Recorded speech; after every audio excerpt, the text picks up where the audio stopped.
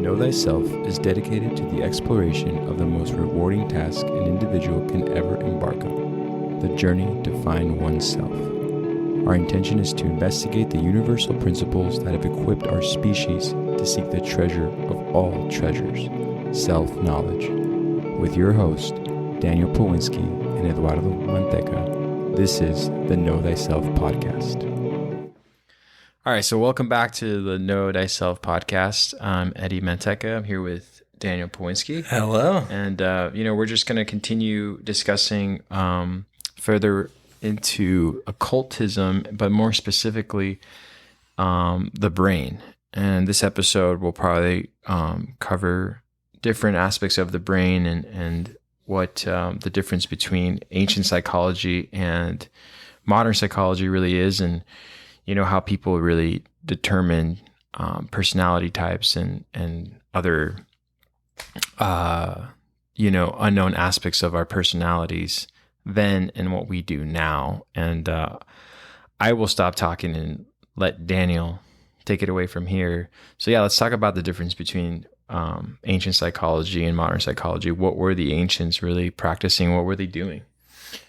That's obviously a great question, and it kind of continues right with what we were talking about on the last podcast with occultism, because really what we're going to be talking about today is the brain, consciousness, and really kind of how it plays into what we call the Holy Trinity. And that's our thought, our emotions, and our actions. And one thing that we really kind of want to identify right off the bat is, I don't want to say the simplicity that kind of came with ancient psychology, but again, and we overuse this word a lot on this podcast, but the applicable nature of it. Mm-hmm. So what it's going to be is they really broke the brain down into a much easier way for us to understand it. And that's one aspect that we really kind of want to almost stress. We really kind of get bogged down in psychology today with complexities. We've talked before, I've been a school teacher, and it's a really joy to teach a psychology class, and it's a really drag to teach an AP psychology course. Main reason being is in the AP psychology course, it's like, you're teaching to a test, and the test needs you to cover all of these topics. And some of the thing is breaking down is every part of the brain. Now that's really important if you're going into like a doctorate or even a master's in psychology, or maybe even getting your degree in it, your bachelor's degree.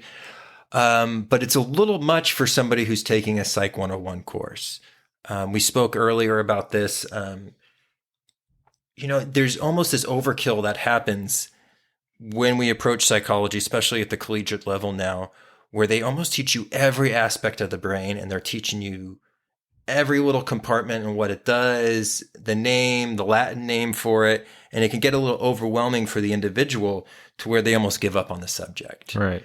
So what the ancient psychology really is going to do is break it down into almost digestible chunks, and how does it relate to human consciousness, and how do you actually, by you learning these components, how do you put them into motion to better yourself and to better understand yourself? And that's kind of what we're going to be looking at today. And that's something that we really kind of want to almost kind of go over, because there's a lot of information out there that we have this word called obfuscation. And that's when you make something overly complex so an individual doesn't even approach the subject. You can see this in a lot of different subjects. We see it in psychology.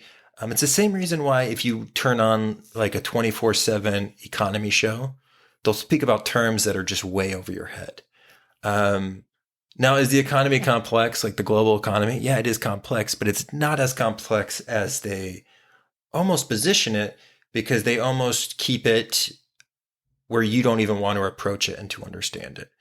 And psychology is the same way. They've almost obfuscated the truth, and they made it so complex that it's only for a small network of people that we really don't even approach the subject. So we have most individuals now don't even attempt to approach the subject of the brain. So that's really why we're going to kind of use modern psychology and the findings that we have, because there's amazing findings that come from it, but really to build off the information of know thyself, we're going to really focus in on this ancient psychology. And the ancient psychology really is looking at a triune brain, and that's a 3-leveled brain. And it starts almost from the base and it goes all the way to the top. And that's kind of what we're going to be focusing and speaking about today. And how they applied it too, right? How they really use it to their daily benefit. How they use it to their daily benefit. We don't necessarily do anymore. No, and again, it's one of those things is we're just not really aware of this information. So, and we'll kind of speak about where this information has been presented to us. And that was another thing, and we'll kind of get this covered once we go through this topic, but it wasn't really just presented in textbooks like we would see psychology today. It's going to be hidden in a lot of different stories and plays. And really, when you start looking at the great literature works of history, you see that most of these are actually a psychological essay. Again, we talked about the mystery schools and the passing down of esoteric information, but that's really what we're going to see. So really what we're kind of trying to do today is really just turn on that lens so we can kind of start deciphering the meaning that comes from these stories, because again, everything is like an iceberg. So there's always a deeper understanding, and to understand something, you need to stand under it to really get the root of that information. And that's what we're really going to be kind of focusing on today. So again, we're going to kind of continue that process of expanding our consciousness to really be aware of these esoteric principles, because again, they're not just going to show themselves in an esoteric book. They're going to show themselves in art. They're going to show themselves in mathematics. Every subject has these principles in there. It's just when you open your consciousness to see them, then you're going to be aware of them. So again, this whole understanding of know thyself and why we did this podcast is really just the expansion of consciousness. So imagine if consciousness is like our headlamp, and the more we are aware of this, the brighter our light is. And the more we turn ourselves off to consciousness, we're walking in the dark. Right. So we're really just trying to light that lamp so we can become more aware of our surroundings, the patterns in our lives, not only on the external world, but also on the internal world. And that's kind of what we're going to be kind of looking at today. So, yes, very exciting subject. I think the best thing about this subject is where we'll start to find this subject, because we'll give a couple examples today, and then you'll be reading, you'll be kind of watching movies later on, or maybe reading a book, and it will just like click into your head and be like, oh, I know what's happening here. There's a reason why a female character came in right now, or there's a reason why that character's training that person. This is all really the psychology of the self. And that's why these really important stories that we're going to break down are so impactful, and they have such a meaning to people.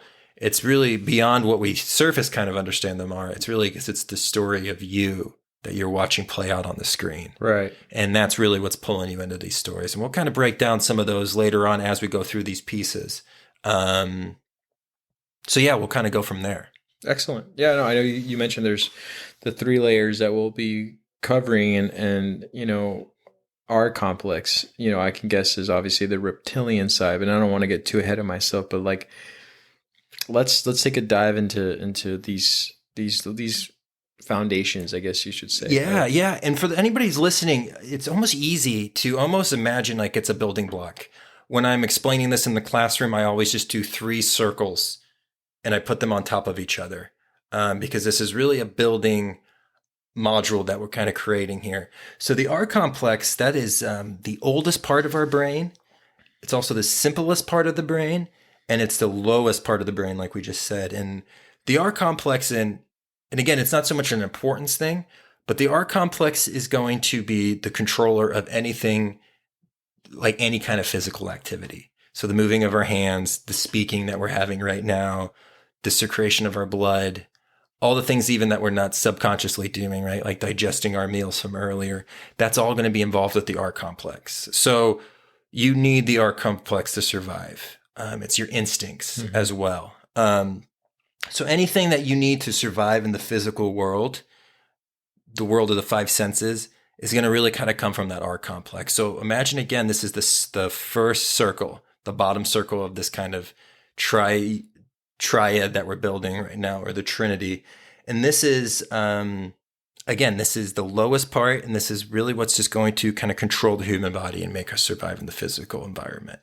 And one other aspect, like we said, with instinct, this is also going to be what shoots in the mode of your fight or flight, I guess you can call. So when we were not too long ago in the distant history, when humans were living in the jungle, and it was before like modern societies or any kind of society whatsoever, we had a lot more different dangers than we really experience now. So when your body actually goes into fight or flight mode is when you feel like you're in any kind of danger or there's any kind of threat to you. So what that happens there is your body immediately will go in this instinct, and you're going to kind of size up whatever the threat is, and you're either going to fight it or you're going to flight. You're going to run. In this process, your R complex is actually going to pump blood away from your heart and your brain, and it's going to pump blood into your arms and your legs, which is super important for survival if you're ever in a dire survivor mode. Because oxidated blood to the legs and to the arms is going to help you flight, run away, or it's going to help you fight. It's going to give you more energy to those limbs to be able to really ensure your survival. Right. So it's super, super important. Problem that we're going to kind of come in with the R complex, or really what the modern man has to kind of come up with the R complex, is we don't really live in the jungle anymore. So the threats are a little different. And what we're going to see is the threats are still there, but they're kind of coming in at different times. And we're going to really see the effect of what happens when we get stuck in those threats. So the R complex now is going to be more of the stress we have from our work life, competition at work, traffic, keeping up with the neighbors, fear of any sort. This is all going to shoot into the R complex. And why it's important for us to know when it comes to self-study is from that main point that it actually pumps blood away from your brain and your heart, and it goes into your limbs. So you're not actually thinking 100% clearly when you're in your R complex as you're in survival mode. Right.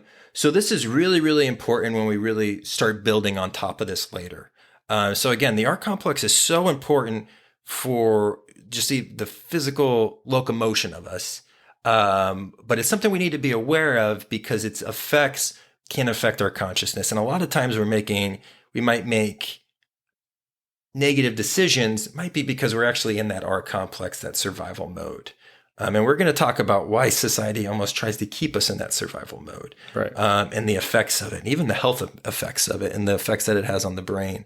But I mean, even, we see this a lot in work. Prior to this, I was in the restaurant industry. And, even talking to the suppliers of our food, I had like a great rep that I was really close with. He worked for a certain company. And I remember having this conversation with him. He was always in this stressful mindset because, one, not only is there competition, there's a bunch of other people trying to sell restaurants food. Within his company, he also had individuals, the salesmen didn't work together. So the salesman from the same company could come into me and quote me, food for tortillas or cheese, and he could try to undercut the individual that was selling to me. So interesting. Right. So they're always in this stress mode. Now, anybody can start thinking about their jobs. Majority of our jobs now are very stress-based. There's a few jobs that aren't, but for the most part, there's very much a competition aspect that kind of comes in. We also see competition with, we were talking earlier about the dating and even like mating and meeting new people, right? There's that competition that comes in.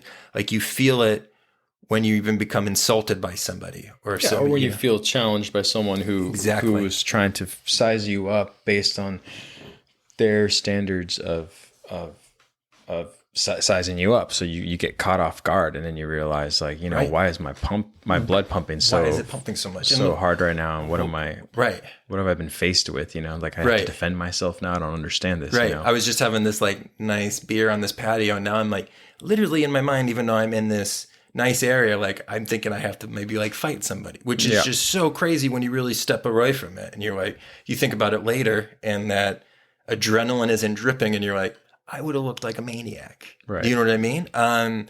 So we really kind of want to look at that in the R complex and what that control is. And we'll kind of come back to what that kind of shows, why we really want to do that. And so really what we're kind of looking at is just like its effect. Even the color that sets this one in motion. So like the color red activates the R complex. This is why when you're ever watching the news and we're ever in like a war or ever talking about terrorism or any kind of threat that's coming from beyond our border, they're going to show you that R complex because it's going to take that logic away. It's going to take that higher order thinking. It's just going to go into survival mode. So you're almost going to fall right into their playing game. Red just gets everything going. It also helps with digestion because it gets all that stuff moving. That's why fast food restaurants love the color red. McDonald's didn't choose red and yellow as an accident. They do that because it actually helps you digest and gets you almost hungry because it gets it's your whole digestive tract moving. Look at all the fast food restaurants. They love the color red. It's huge. It's huge with that. So colors have a really big aspect, and we'll get into the whole esoteric understanding of colors. But really what we want to talk about with the R complex is just really its effect on our emotions, and really kind of what it represents. So again, it's so important. Without the R complex, we can't survive. Without an uncontrolled R complex, though, we can get ourselves into trouble. So that's kind of the base aspect of the brain. So moving on from that aspect, we're going to go into the limbic system. Right. Right. So this would be that. So say we're looking at that diagram that we're creating. That first aspect is the R complex. And then we're moving up to that second one, and that's going to be the limbic system. It's the limbic system. Yeah. And so the limbic system is what we're going to consider the mammal brain. And the limbic system has to do with memory. It has to do with a lot of different things. But the main focus that the ancients were looking at and what we're going to kind of focus on when it comes to application is the processing of emotions. So that's why we call it the mammal brain. And that's why the R complex we call the reptilian brain. So reptiles, reptilians, they can't process emotion. That's why they're cold-blooded. I mean, not exactly. Yeah. No, that's such a good point. So like that's why you bring that up. That's such an important thing. You hear that on the news, like this murder was done in cold blood. That's because the emotion, it was done in the R complex. The person disassociated themselves with their emotions to actually make this murder happen. So that's kind of why you would hear that term cold-blooded. Right. So that limbic system, the mammal system, the comparison there is good to kind of think about. Say you have a pet snake. You can yell at that pet snake and it's not gonna get upset with you. It's just gonna look at you like you're crazy. You could yell at that snake all day, right? Now, if you get your dog and you yell at your dog, it's gonna whimper and go into the corner. That's because the dog is a mammal and the dog can actually process emotions. A reptile can't process emotions. So really, we're almost even looking at through the building of this brain, we're almost seeing the evolutionary path that humans took to get to the point where we're at. So mammals have a limbic system. So humans have a limbic system, and we don't even have the biggest limbic system. The biggest limbic system, I want to say, belongs to the killer whale. They can process emotions much greater than we can. Dolphins have a huge limbic system. But humans do have that. And what that really is going to do is it's just going to regulate the chemical interactions that go on in our brain that we process as emotions. So in the esoteric understanding, this is really what's going to be the feminine aspect of the triune brain. So that's the 3-level brain, and that's the feminine aspect. And one thing we really want to, and we'll go through a whole episode of this, but the importance of the law of gender. And gender is going to be very important because of what it symbolically means. Male aspects and female aspects. Very important when it comes down to breaking down esoteric understanding. And we're going to really kind of refer to things with the feminine aspect and the masculine aspect, and we'll kind of break those up a little bit more. And we'll do a whole podcast just on that breakdown. But it's so important to understand not only the makeup of ourselves, but also the universe, understanding those two esoteric principles and how they work with each other and how they work within us, and how we have both of those principles within us. And I think that's a lot of the confusion that's happening now is people don't realize that you have both aspects inside you. And I think it causes a lot of confusion. And once we kind of understand what these principles are and how to use them, there's a lot of clarity in not only ourselves, but the makeup of the universe and how everything kind of works. So, really these emotions, this female part of the brain is really just going to give us the process of, like we said, processing the emotions. And that's really important. And the reason why it's given that feminine aspect is it's kind of the nurturing side of yourself. And that's really why it's going to give that. So we have the R complex is that bottom square, that bottom circle. That's going to be your emotion. The next level up is going to be your limbic system, and that's going to be how we process our emotions. And then the next aspect up that's going to be above that is going to be the neocortex. Right. And that's really, when people start thinking about like esoteric breaking down of the brain, that's really where you kind of see within the neocortex, that's where you're going to see the breaking down of the two hemispheres of the brain. Okay. So are you aware, have you ever seen like a breakdown of the brain where there's like the left side and the right side? Right. Right. So that's what we're kind of talking about. So the neocortex on the top is going to be that operating system of the left hemisphere and the right hemisphere. And even within them, the left hemisphere is considered your masculine in the esoteric principles, and the right hemisphere is going to be the feminine. So you have the law of gender is going to play itself twice in this aspect. It's going to play it both in the limbic system and the neocortex with the breaking up of the two hemispheres. So the neocortex is really what's going to make us human. So this is analytical thought. This is the ability to construct history, language. This is going to be what makes us be able to create music, and almost see like a whole holistic view of the universe. This is where science is going to come from. This is where math is going to come from. It's all going to happen in this neocortex. So this again is going to fill up that third circle that we're kind of creating. So that diagram now we have the R complex, the limbic system, and the neocortex.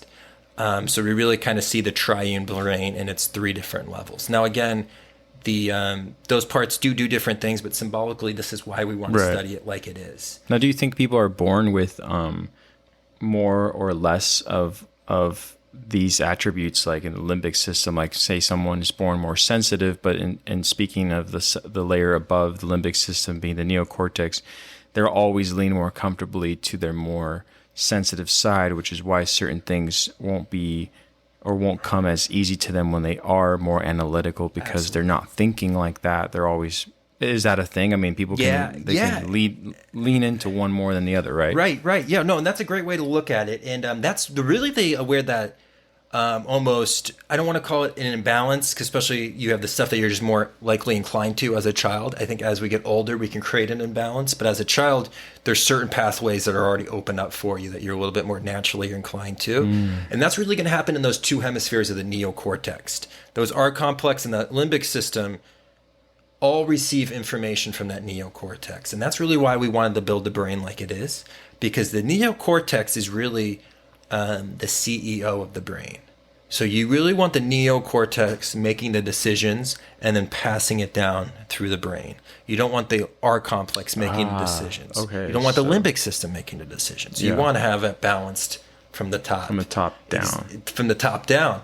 And so that's really why, if you ever study classical philosophy, they've always said, and this is for anybody, if they didn't take anything from this podcast, you can always take this away: as I think, so I feel, so I act. And it's in that triune brain aspect. So as I think, as the thought comes into my mind, I feel and I see if I agree, how do I emotionally feel with that thought? And if I agree with that thought, I act on that action. But never going against myself. I don't think a certain way and feel a certain way and act opposite. That's not living a philosophical life. And that's going to cause you pain and suffering, because you're not living accordingly to what you think is true or what you are aligning to truth. So that neocortex is so important to be balanced and to be working as the CEO of the brain, because when that neocortex is unbalanced, that's when we have the tyrant king take over. And that's why we have people with almost where their brain is almost seen as their enemy rather as their greatest tool. So you always they always put in the righteous king, putting in that righteous king, and that's just the balanced neocortex. So it doesn't matter whether you're more aligned to the right hemisphere when you're born or the left hemisphere. It's very important that you create that middle path connection in between those two hemispheres, because you want both hemispheres lighting up, because that's your gray matter. So when you really see, like when they're doing brain scans of individuals and the brain's lighting up, you want that brain to light up on both sides equally.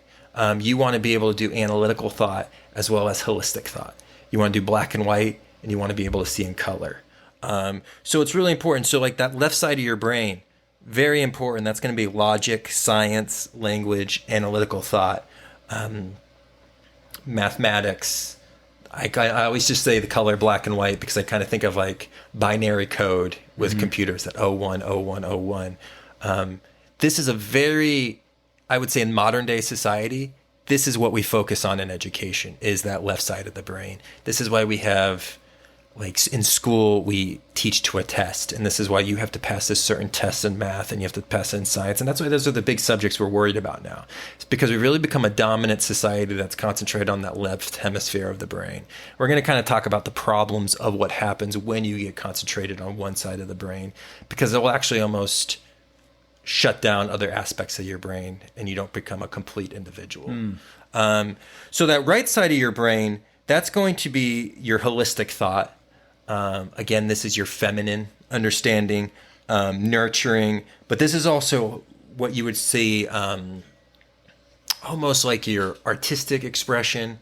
This is where art and music are going to come from. So it's really important that you keep those two brains balanced in between each other, because you really want to have that balance. And that's why in Buddhism you have the middle path.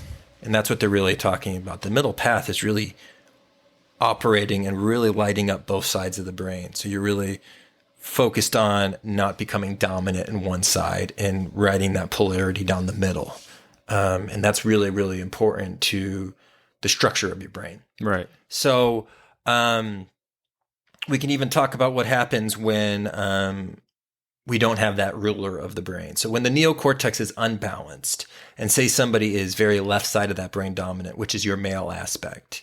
If they're very male dominant, very logical, analytical thought, they're not going to really see a holistic side. So this is what you're going to call almost like the 5 sense illusion. This is what you have a lot of people who are intellectuals that are amazing intellectuals, but you wouldn't almost say they're intelligent. So intellectual is going to be the left side of your brain. Intelligence is using intellect with genesis, which is creation. And that's using both sides of your brain. So we have extremely intellectual individuals today, amazing scientists in their fields. But one thing we have in science now is we have a lot of compartmentalization. So they are amazing in astrophysics, or they're amazing in this nanotechnology, right? But they don't have an ability to expand that nanotechnology to reach all the different subjects. Right. So that's where intelligence comes in. That's when you start connecting. You're not compartmentalized into one subject, and you can actually tie together all the subjects into one. And that's really what you want to get. That's really what the geniuses are. That's why when you look at Renaissance people, when you look at our forefathers, that's why they did so many things. Yeah, they're very well-rounded individuals that, right, that don't shy away from both sides. Exactly. Utilizing both sides right. of those brains. So when we have that left side brain, what that's going to do is when you become left side dominant, it almost becomes what we call the controller and the slave aspect. So that left side dominant is going to be, like we said, 5 sense illusion. They're not going to see anything beyond this world. So that's where you get this, like, almost this atheist agenda that we have today of like, oh, I'm going to live my life, and when I die, it's just my bones. There's nothing left after that. There's no life afterwards, right? So with that, they're able to there's almost like a moral relativism that comes from that because they don't have any aspects to a holistic, universal approach. My decisions don't really matter. It's all about me and kind of staying alive. And that's where you kind of have these CEOs who can do harsh things that might cause like thousands of deaths to save money, or like a car company being like, we're not going to recall that brake pad because you know what, even though people are going to die, we're going to pay less in court fees than if we recall all those parts and replace them. So that's a left side dominant person. They've literally cut out their emotions. A lot of, you would almost say like, I don't want to say Republican or conservative politicians, but this is why, and we could see it from both sides of the aisle. This is why George W. Bush, his father, and John Kerry belonged to Skull and Bones in college, and why a lot of politicians belong to that. That was a secret society. And what Skull and Bones means is I have the brain, so I have the neocortex, and I have the R complex, but I don't need the heart. I can operate without the heart. So it's just as I think, so I act. As I think, so I act. And it's a huge process. You can totally get stuff done, and you can take out the emotion aspect of it. So you don't have to feel. So to them, feeling just weighs them down. Nothing weighs them down. They're not going to weigh down with the sacred feminine, which is the emotions. So with this R complex, when you almost become in this left side dominant, it will actually physically almost shut down the limbic system where you stop processing emotions.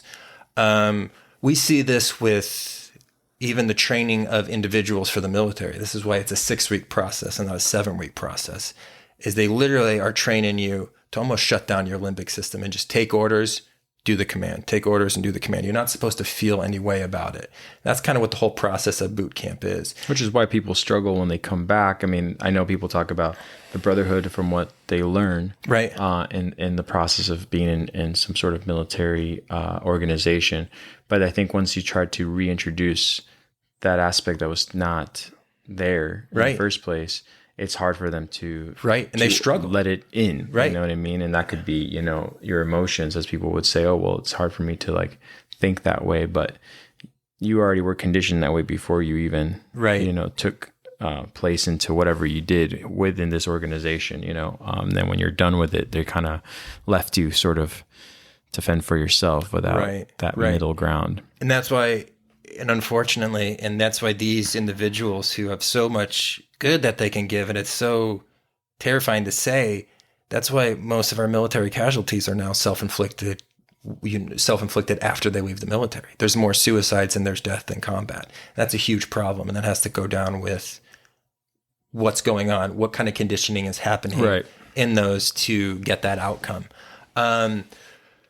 So when we have the left side of the left side of that neocortex, which is that top circle or the diagram, right? When that becomes dominant, it just shoots information right down to the R complex. Now, it's flip side. If the feminine side of the neocortex, that right side becomes dominant, something else happens. It will actually shut down the R complex. So when you are right side dominant, you get caught up into your emotions. And this is what happens when we have depression. This is when we see drug addiction. This is somebody who has almost lost the will to better themselves because they're so stuck in that right side of their brain. This is also where we'll see like fundamental religious people who believe that where, let's say, the left side of the brain believes that it's just the 5 senses and nothing matters. This right side believes everything in the universe has already been determined. So this is when they say, like, there's nothing I can do. God has already written the story for everybody. So there's nothing that I can do with free will wise that can change the outcome. This is what God wants. This is what's going to happen, right? So we have this huge polarity that's going to happen. And these individuals often will suffer from, like we said, depression or some kind of addiction where they lose the will to actually better themselves. So we see what happens when that tyrant king takes over and that you become either left side or right side dominant, the effects that it's going to happen on the individual. And we can see this play out with individuals that we've seen. That's why to be an individual, and when we talk about etymology, the word individual is a Latin word, and it comes from dividare. So dividere in Latin means to divide, exactly. So individare, or individual, means not divided. So to be a sovereign individual means you are not divided between the two hemispheres of your brain. So that's why it's so important, and it's something that you always have to keep watch on. And we talked about that kind of in the first podcast, and we really want to bring it up. You constantly want to be the watcher of yourself. You almost want to watch yourself like a snake. Like, have you ever seen a snake watch its prey? It just watches, and it's emotionless. And you almost want to be like that. You almost, when you're watching yourself in the study of knowing thyself, you watch yourself like a snake, and you watch how you react. You watch how you correspond with people, right? Or like, who really said that? Why did I react that way? And when you start really watching yourself, you can start seeing where that tyrant king is making himself apparent. Right. We were just talking about this, and again, it's nothing. This is a lifelong struggle. I don't want to say a struggle because it's a journey, and it's a pleasure to be on the journey. But you're constantly checking yourself. You're never done with this work of walking that middle path. No, never. I mean, you're being tested all the time. Actually, I have to jump in and say that what you're explaining, and for those listening, I will do this where I will interrupt Daniel because I get so excited of moments in my life that I can relate to this, and not to make this about me. It's just my way of expressing a vulnerability or showing a different a different angle to the point you're making. But I'll never forget, I was driving in traffic, and in the rearview mirror, I saw probably about 30 cars behind me, a man in a truck driving erratically. And I said, oh, it's only a matter of time till he gets closer and closer to me. And one of the things that he's doing, as I'm saying this out loud to my fiance, I'm saying, wow, this guy, I could sense in my blood or in my heart rate, I was already ready for the conflict to happen, which is me going and looking at him through his window to be like, who is this guy who's disregarding all of us humans in traffic by taking the bike lane? And that's what he was doing. He was coming up fast onto the lane that's mostly for cars to pull off for safety. And without saying anything else other than, what is this guy doing? My fiance, again, a female, interjected. So when he got close enough to the window, I turned my head to my right, which is where I would see him. And when I turned to my right, to my surprise, my fiance threw her body physically in front of the window. Even though she was next to me in the passenger seat, she threw her eyes into my eyes. And when my eyes locked into her eyes, she says, hi. And the guy blew right past us. And I lost my opportunity to engage with the art complex. And I remember looking at her and I said, God, I love you so much. And she started laughing because she's like, well, I knew what you were about to do just based on your voice. You just really wanted to engage in that negativity. So she's like, so I thought I'd just kind of throw myself in there. And the reason I bring this story up is you're talking about looking at yourself with, meticulous observation. And that moment never really got away from me because I realized what I was doing is I was really feeding into this part of my brain willingly. And she caught it with enough time to say, well, I'm going to stop this because it's not really important, or it's not important for us to be engaged in that. And ever since then, I've always watched myself carefully enough to say, well, why do I need to react or engage into this?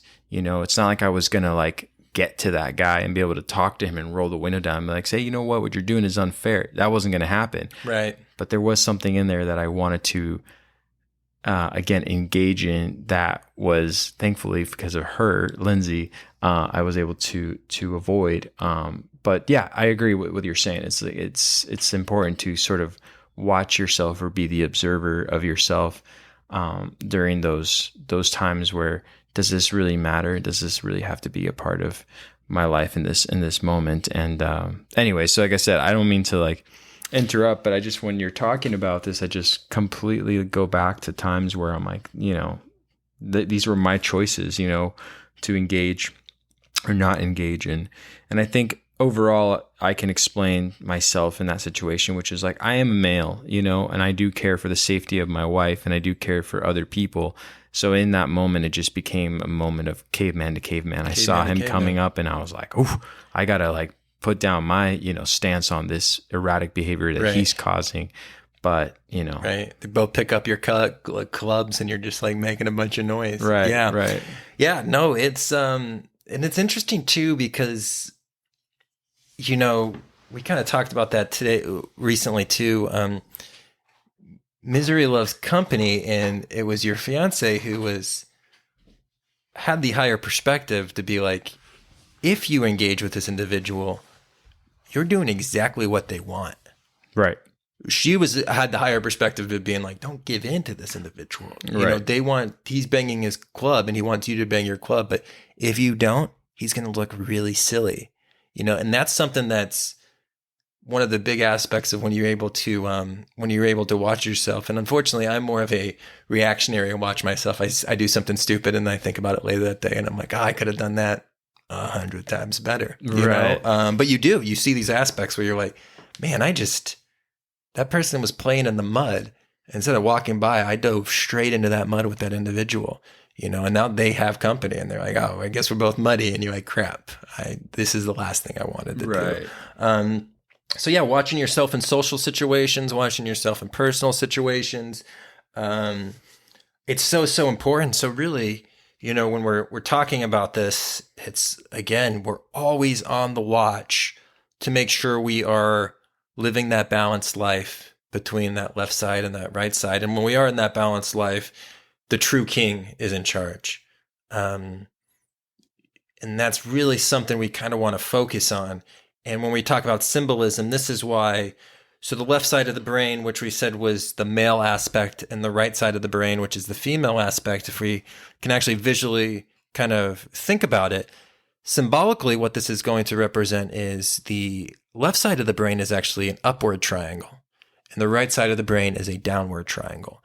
So what we have is the left side of the brain, we almost call it the phallic symbol, and that's the upright pointing one, and then the female is that inverted triangle. And when you actually put these together, you get something that we were talking about Buddhism being the middle path, but now we can see it come up in a different religion. And one of the things we really want to study with esoteric understanding is when you see one principle or one topic that has an esoteric principle, you're going to see it come up in all the religions. And we're going to see when we put those two together and they live on top of each other, you have the 6-pointed star, which is also the Star of David in Judaism. Mm-hmm. And that's really what that is actually expressing, is the balance between the left and the right side of the brain. Because that's the true path. And that's really what's the seal of Solomon. And that's what gets you into heaven. And that's really saying a balanced brain is going to be heaven. Because if you don't live in an unbalanced brain and the tyrant king is here and he's ruling over you, you're going to be in hell. So again, when we think about symbolism, we have the phallic symbol for that upward facing triangle, and then the chalice, which is the inverted triangle. And literally what that also represents is the phallic is the male penis, mm-hmm. and the chalice is the vagina, the womb. So it's not only is it a physical thing that we can actually symbolically see, but it has bigger aspects to it. Right. So when we really kind of start breaking that down, like when we talk about, so the left side of your brain is the sun and the right side of the brain is the moon, the female energy and the sun. And that's also why we have the seal of Solomon. So Solomon, if we break that down, Sol in Latin is sun, O is and then Mon, we add a letter to that, and that's moon. So it's literally the sun and the moon. So we're going to see this through so many different aspects of religion, symbolism, and actually even through stories. You're always going to see the interplay of the left side of the brain and the right side of the brain. This is the same situation with the yin yang. The two, if you ever look at Freemasonry, the two pillars of Freemasonry, the Kabbalah, you're always going to see the interplay between the sun and the moon, or the left side of the brain and the right side of the brain. And it's super, super important for us to kind of understand that this is not just limited to Buddhism. This is not just limited to Freemasonry. This is going to be, again, a topic that's covered in all of those religions. And that's why it's kind of such an important thing for us to kind of process and understand. Right.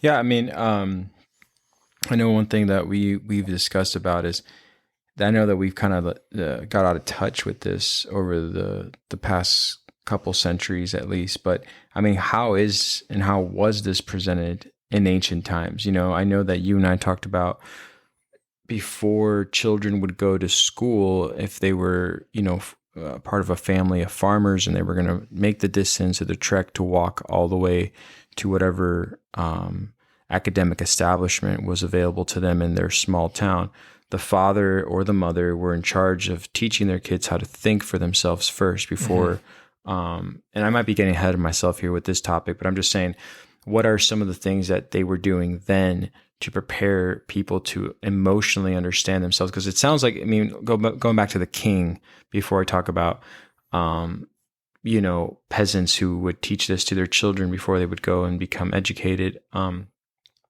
is that I'm sure that the individuals that worked with the king or when they were preparing the prince to be king would probably teach them these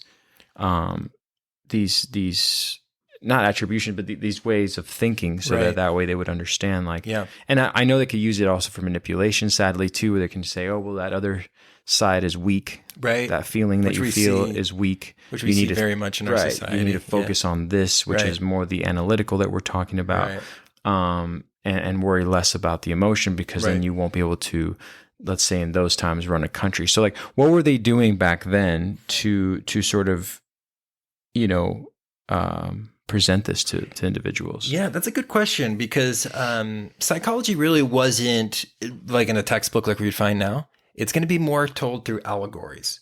So an allegory is any story that can be interpreted to reveal a hidden meaning.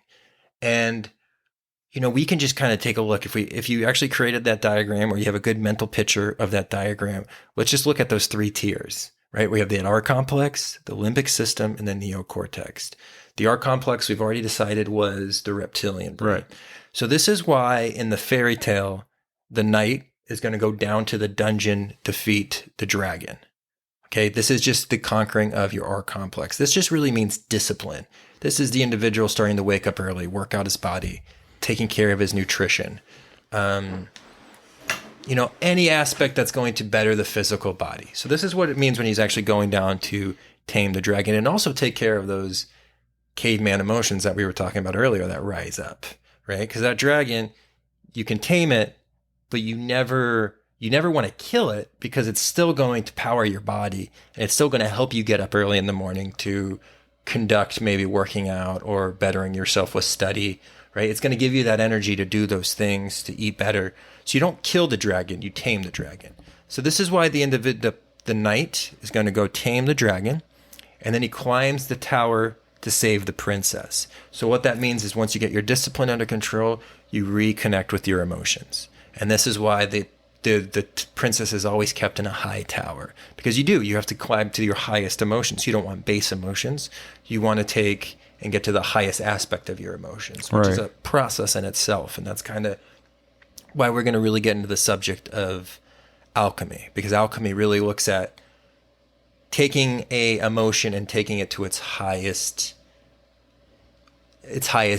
form, almost. You know, this is why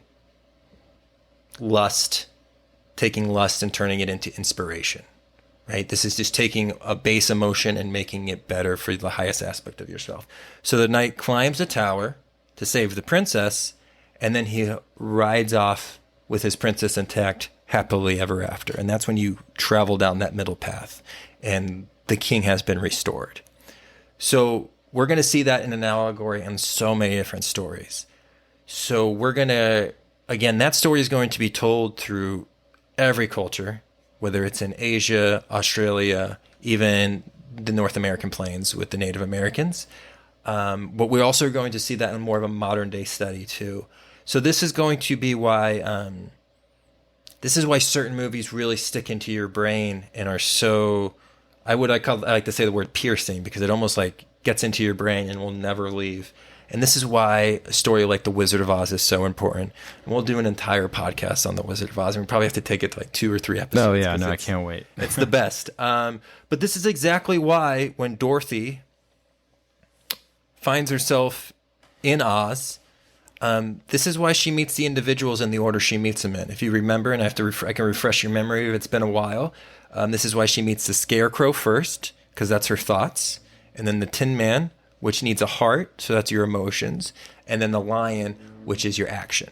So there's a reason why she met them in that order. And even if you watch that movie, in the beginning, they're not all walking in a straight line. They're kind of falling all over each other. One's walking in front of the other. And it's not until they're towards the end of the movie that they're actually walking in a line together, which is so important. And it's so important that this is the first time that she's actually seen color, because she's going through that spiritual process of awakening, realizing that she does have thoughts, emotions, and actions. And it's that aspect of putting them in order, in the correct order. And a kind of a funny tidbit about that movie is, and again, we'll kind of break that movie down, because from the color of the road to the color of the slippers to what the actual Wicked Witch of the West represents, all amazing talking points for the allegory of our lives. One thing that Mark Passio, who did a lot of research on this, points out, and I really want to stress this, is there's only one character that gets 2 songs in that movie, and that's the lion. And I think that's very important, because action is one of the hardest things to put into motion, because we can think and feel what is right for our lives, or what we really should do. Because inside we can actually feel and know really what we should be doing, but actually making that action apparent and actually putting that action into motion is the hardest part. And that's why Frank Baum put that with 2 songs in that point, because he really wanted to show, like, you can think and feel accordingly, but if you're not putting in that into action, you're not putting it out into the physical world. You're not manifesting that action. You're really not completing the process. So that's why it was so important. So that allegory is going to make itself apparent in so many different things. This is why always, too, the main character will always have usually a male person come in, but it also could be a female character who kind of has these male traits of training the individual. So Luke Skywalker in Star Wars has Obi-Wan Kenobi, right? This is the older man who teaches him how to use the lightsaber. This is physically him teaching him how to use his physical body. And what the lightsaber actually represents is like the male energy. That's why it kind of gets erect when you touch it. It's really like the erect penis.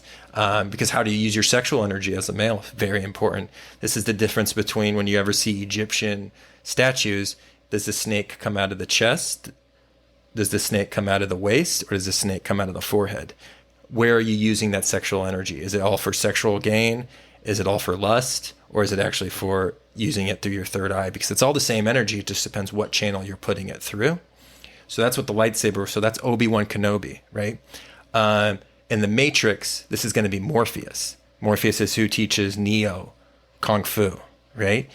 So that's the R complex. These are the individuals that are going to be teaching you how to use that R complex. You can almost say, I would say in Lord of the Rings, this could almost be Gandalf teaching Frodo, you have to go on this journey. Get yourself disciplined. You're about to go on this journey. That character is always going to have a female character as well. So in Star Wars with Luke Skywalker, it's going to be Princess Leia. And again, this doesn't have to be so much the like the sexual relationship. This is always just going to be the emotion. Who's going to wake up the individual's emotions, right? Princess Leia plays that part in Star Wars. In The Matrix, it is Trinity. And a lot of times that emotion is going to make the introduction into, that's the reason why the character is going to meet that trainer. So like Trinity finds Neo and takes him to Morpheus, right?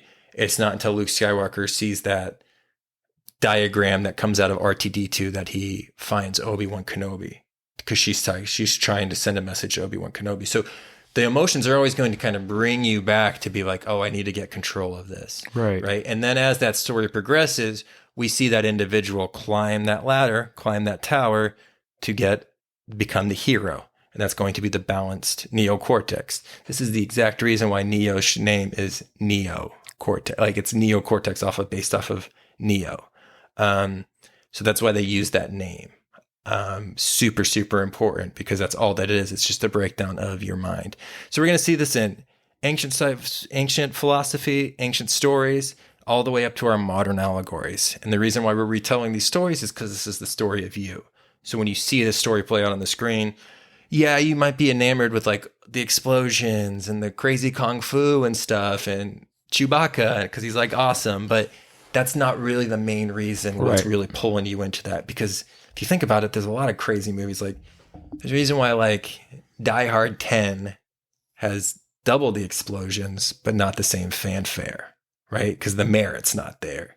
This is why there's a bunch of different sci-fi movies out there that don't have the following that Star Wars does. This is why Star Trek has a crazy following, because it has esoteric principles within it. Again, the great directors know this, and this is why they kind of splice their movies with this stuff. This is what separates a Michael Bay film from a Steven Spielberg film, right? Yeah, Steven Spielberg, we were just talking about how he always will describe the issues that and I think he's open about it, and you can see this for yourself, but he'll talk about the issues he went through as a child with the absence of his father and him being picked on in school. And a lot of people have been able to break down a lot of movies as to why, you know, you like something like Back to the Future, you know, you have the prevailing, you know, I wouldn't call him a nerd, but I think in the movie, if you've seen Back to the Future, you'll see, and I don't want to give too much away if you haven't, but you will see things that are very subtle, but they're very powerful. In this case, you have Michael J. Fox trying to make sure his mother and father meet so he doesn't disappear, but he also finds out that his father doesn't have, you know, a hard bone in his body, and he's trying to teach him, like, look, for you to win over this woman, you have what it takes, and if you set your mind to it, anything can be accomplished. But he's constantly having to come across an R-complex individual, which is the bully in the movie. But you'll see this in a lot of movies where Steven Spielberg puts himself into that, or parents who are arguing, or father that wasn't there.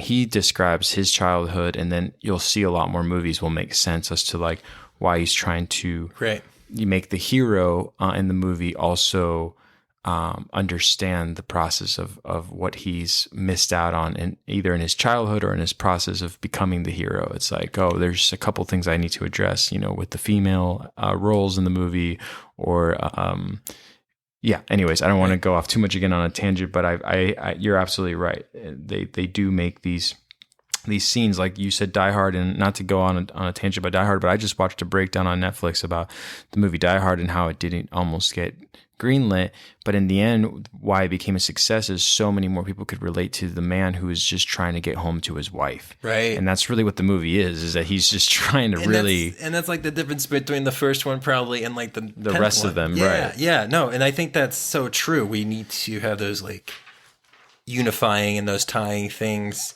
What are the overarching themes of this movie? It can't just be explosions. There has to be. Right. That's why there's always going to be like a love story or something that you can connect to on a deeper level that's going to almost tie you in, you know? So, but yeah, when you bring up Back to the Future, I think that one's super interesting because you have an individual, because I really think that character Biff could also be seen as representing that tyrant brain that we were talking about. Right. You know, when one thing that happens too when that brain loses control is you become very negative. And a lot of times our biggest adversary is ourselves. You know, we don't think we're good enough. We don't think we can do this. We don't think we can do that. And really, Satan, which is Satan, in Islam literally was your adversary. So it was the thing that's working against you. And a lot of times that's ourselves. You know, and that's something we have to work our way through. So it really wasn't this idea of the Christian devil really didn't come around until after the Crusades, because that was always seen as something that's just working against your better self. This is also why the term sin, right? Like, oh, that's a sin. Sin is actually an archery term. And the sin is the distance the distance your shot missed the bullseye on. So if you're way off, that's the sin curve. So all that is where the bullseye is and where your arrow actually land. So if you sinned, if you didn't actually hit the bullseye. So again, your adversary, which we can almost say is Biff in that story, right? What's working against you? What are your fears? And how do you overcome your fears? Well, you overcome your fears through self-knowledge and understand, what am I actually good at? What am I actually capable of? And that's kind of this whole process of self-identification and self-empowerment. And that's kind of why we're working. That's why we did this whole podcast, Know Thyself. You know, expanding that consciousness seeing what our good traits are and not going blind to what we need to work on, because we all need to work on something. And as you conquer one thing, you find another thing that you need to work on. It's that constant process. But one thing we really kind of want to talk about in this podcast is, it's not about, like Jordan Peterson says this very well, it's not about comparing yourself to somebody today. It's about comparing to yourself yesterday.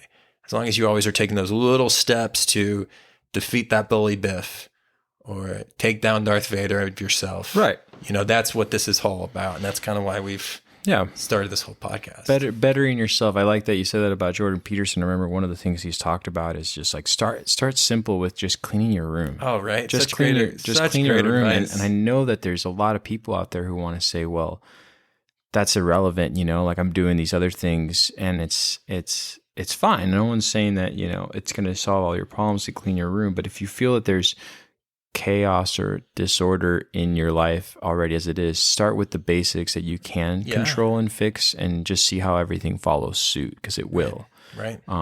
Which is, it sounds basic, but yeah, Jordan Peterson's great. I really do admire how he puts things into that perspective. Well, I think too, one of the cool things about this, Eddie, and I think why we can have these conversations and not even have to plan these conversations is because most of this information is basic, and that's again why we talked about why so many kids drop out of psychology or never go past the Psych 102 from 101, because it's too complex. Like, why do I need to learn every aspect of the brain, right?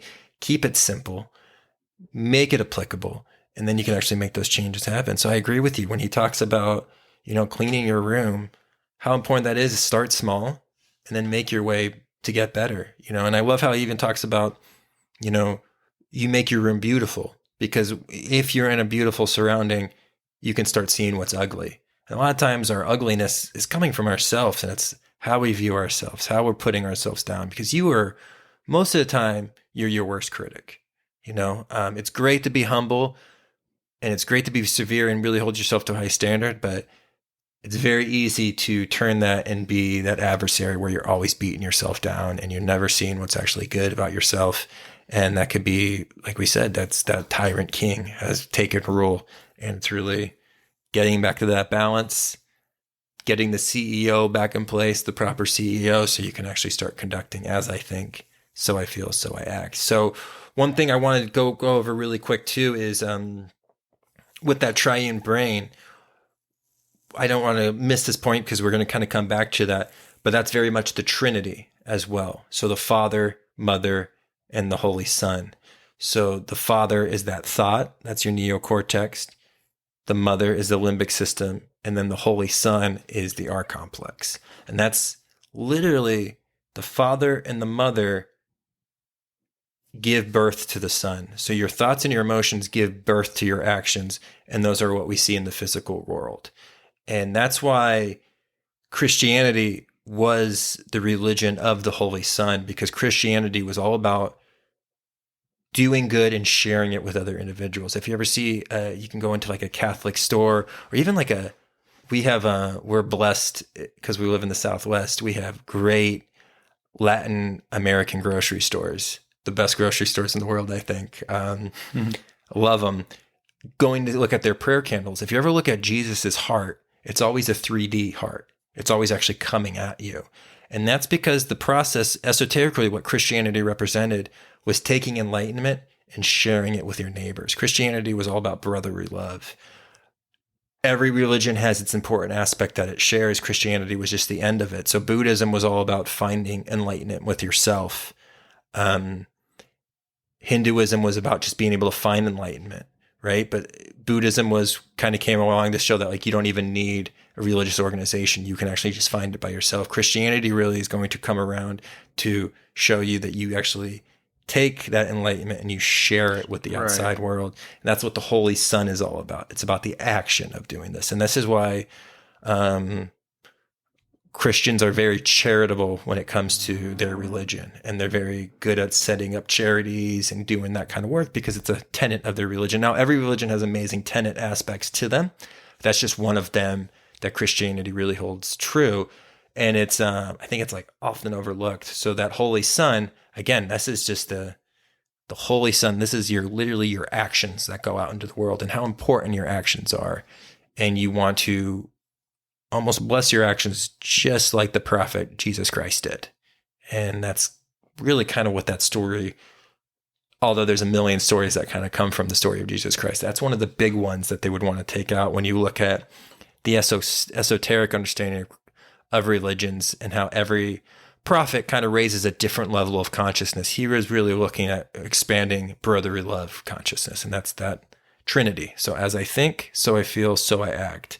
That's, again, just your neocortex, limbic system, art complex. Wow. Always in that order. Yeah. And we can kind of see the evidence of it. And again, this is not our information. This is just information that we have researched and come across. These are not our conclusions. Thankfully, people for millennia have been studying this, and they've probably done a better job presenting it, but we're just trying to pass on the information. Absolutely. Yeah. And, I know it's a lot of stuff that we cover in all these podcasts, but one of the greatest things that, we have an opportunity to explore is, making this better, making this more of a understandable topic through you. So, like whoever's out there listening, again, I know Daniel has been working on putting the blog together. Don't be afraid to suggest how we can expand on one or many topics that we went over in one episode of the podcast. And I know we're going to make our rounds and come back to these topics. Yeah. So, but no, well said, man. I think this is just a start, and this is something that I had to understand for myself talking to you and other people, especially when I did take psychology. I was one of the fortunate individuals who had a psychology teacher who was just amazing, who did actually get me to take 2 different psychology classes shortly after. And I didn't need him for my degree even. I just was so fascinated by the way he was basically aiding me in the process of my emotions, so how I was feeling, and then how I was thinking, and how I was not combining them well enough, or how I was combining them well enough, or how I was leaning into one over another. And it really put a lot of things not in perspective for me only, but also allowed me to carry myself throughout the day with a lot more clarity. So yeah, and I hope that that's what you guys can get, Yeah, and good point there. You know what I mean? Because I did make a blanket statement. There is amazing teachers out there who do kind of give more of a holistic understanding of this information. So tip our hat to them, because I know there's few and far between, but they'll never get recognized for that in our modern day academics. It's only going to be through their students being better individuals. And that's kind of what a true teacher is all about anyway. So I also think they wait too long. And I think we'll talk about that on another podcast, but I know you and I have talked about this, but why don't we, why isn't psychology taught at a younger age? And I don't mean like, let's just go deep into Freudian like theories at, grade level 3. What I'm saying is, individuals already at a young age, in their formative years are starting to feel and act and think. Right. So why not give them just a little bit of that? I hope that that's something that, and you as a teacher can explain or elaborate more on this, but I hope that that's something that is going on right now, that parents can either, and again, if you're listening to this podcast, you're probably at home right now. And if you're home right now, this is during the time where we're all home right now. So, hopefully you can maybe even use some of these theories or these conversations that we're having to maybe you can have with your own kid that they'll relate to, which is why I think everyone can watch a movie together as a family, whether you're 30 or 7. If the story that's been told that relates to all of us is the true story that's being told, then we all can relate to it. And then we all walk away going like, I love Star Wars. Right. And then you're like, oh, my kid and I really get along now. Yeah. And it's like, well, there's more going on than just the characters. Right. It is crazy to think about that we teach our high schoolers pre-calc and, they take these crazy awesome zoology courses, and I didn't know anything really about philosophy until I actually went overseas and was studying. I took that semester in Australia when I took a introduction to philosophy course. And that was after 1 year of, university in the States. And I was not even really aware that this was still a subject that we could talk about, Wow. So it's just so interesting. Yeah. And it opened up a whole thing. It opened up like a whole can of worms for me. And, it's just so interesting that we don't study psychology. We don't study philosophy. Or we do, and it's an elective. And Yeah, I mean, I think we could talk all day about the education system, but again, we tip our hats to the good teachers out there for fighting the good fight. And yeah, I mean, other than that, I think this was a good way to kind of wrap this up. I like how you brought up the thing about please communicate with us through the website. Any requests. One thing we're going to really work on, Eddie is an amazing videographer, so we're going to be making you're too kind.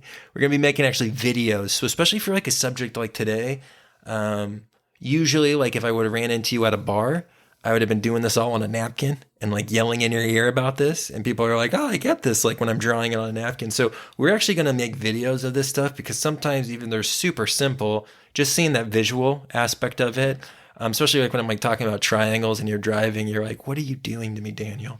But it'll make it a little easier. So those will be kind of short videos. So say we bring up a topic that you're like, I'm not completely sure what that is. We'll probably have like a 5-minute video on those topics. And that's what we're going to try to produce too. So yeah, I will have Eddie say the sayonara to you, but thank you so much for talking to us today and look forward to hearing and speaking with you guys soon. Yeah. Again, this is Eddie Manteca and Daniel Pawinski signing off on the Know Thyself podcast. Again, this podcast is to better yourself and to better ourselves. So therefore, the reality that we step into every day just feels more aligned with what we really feel, not really what we've been told, and really making an educated decision for ourselves that I think aligns with something that's more truthful than we all could have expected. So anyways, until the next episode, thank you very much for listening. Till next time. Till next time.